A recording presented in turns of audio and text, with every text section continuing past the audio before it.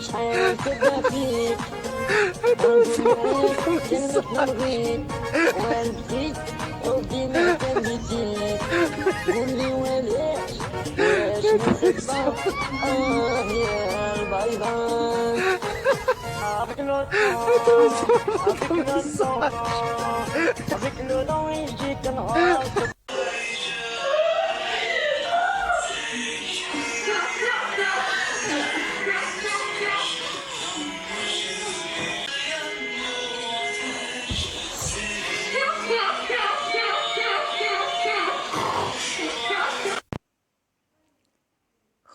خوتاتي واحد، السلام عليكم.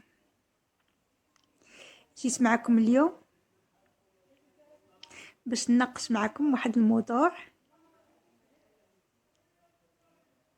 مهم واللي عامل ضجة في وسائل التواصل الاجتماعي،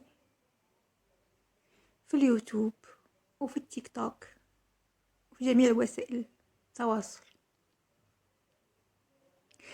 خواتاتي، الموضوع يتعلق بتلك الفتاة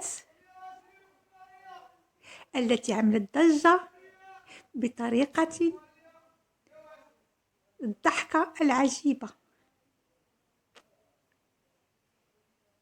وعلى إثرها أخذت الشهرة وأصبح الكل يتهافت للكلام معها ومقابلتها.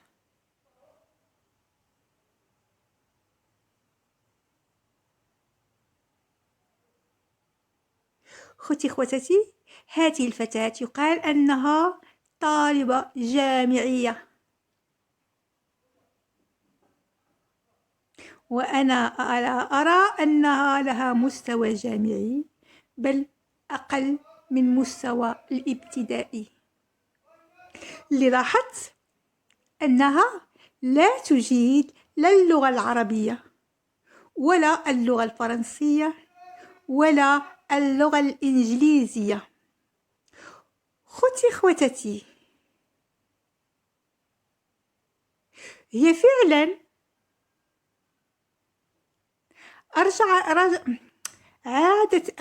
عادت بنا إلى الزمن الجميل اللي كنا نشوف فيه تلك الفتاة المحتشمة التي لا تريد مقابلة الأجانب أو الغريب، الإنسان الغريب. تلك الفتاة التي تخجل وتحمر وجنتها، من الزمن الجميل من لم يكن تحمر وجنته. فعلا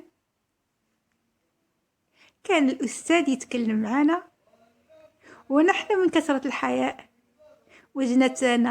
وجهنا تيحمار. خواتاتي، أنا أناقش هذا الموضوع ولا أريد سماع لكلمة حسد أو غيرة كما يقولون في بعض التعليقات عندما ينتقدون هذه الفتاة التي أخذت هذه الشهرة وأصبحوا يتهافتون عليها. أنا لست لا بمحبيها ولا بكارهيها، أنا مجرد أناقش محتواها وما تظهر به وطريقة كلامها وطريقة محاورتها لأصدقائها وطريقة جلوسها لمحاورة والكلام مع أصدقائها.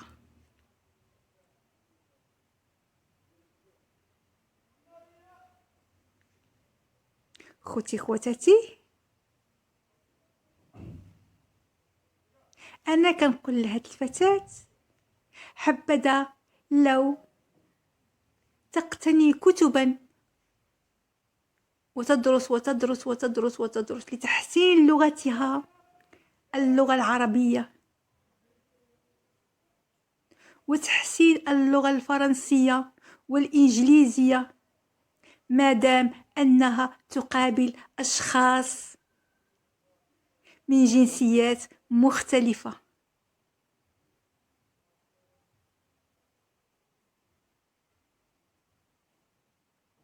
ليكون محتواها محتوى جيد في حواراتها.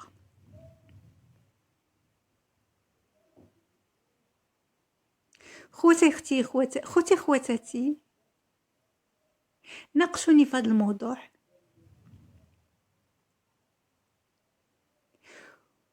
والشيء اللي لاحظته أن الكل يتهافت، حتى من الفتيات يتهافتون عليها، لأنها عرفت بتلك الضحكة الغريبة العجيبة. هذا هو سبب شهرتها، وليس محتواها، لا الجامعي ولا الحوار ولا مناقشتها، أنها من خلال مناقشتها تجذب الغير أو تجذب الناس، مجرد ضحكتها وقهقهتها. مع العلم أن كل فتاة بإمكانها أن تكون تلك الفتاة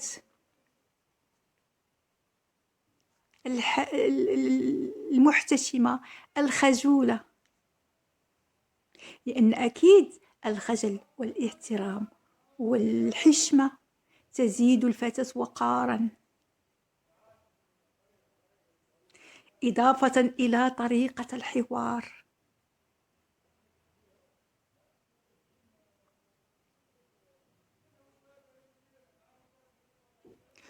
خوتاتي، كنتمنى من هذه الفتاة أن تصلح وأن تثقف نفسها جيدا لتواصل مسيرتها وتستغل هذه الشهرة لصالحها. كيف؟ بالمطالعة. أما وفتح حوارات مع أصدقائها، حوارات مهمة ومواضيع للمناقشة مهمة، بدل تلك اللقاءات التافهة. أتمنى أن تستغل شهرتها التي جذبتها لها ضحكتها العجيبة الغريبة.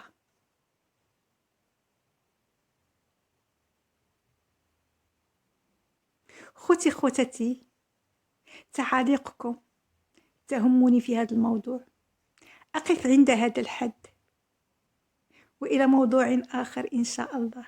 دمتم في رعاية الرحمن، وبالتوفيق لهذه الفتاة البريئة. والسلام عليكم.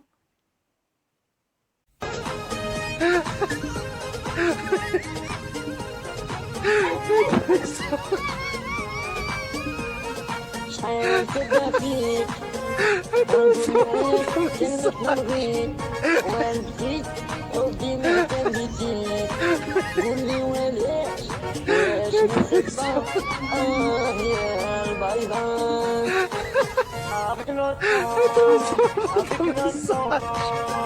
Avec le temps, il dit qu'un rose.